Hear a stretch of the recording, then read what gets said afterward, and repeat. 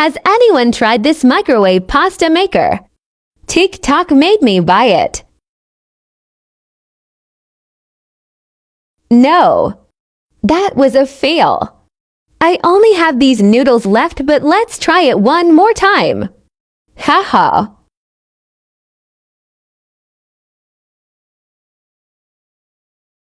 Pasta on bottom this time, and water on top.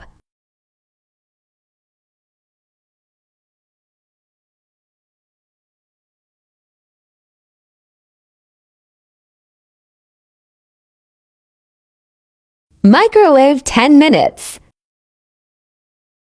Whoa, it actually works when you do it right.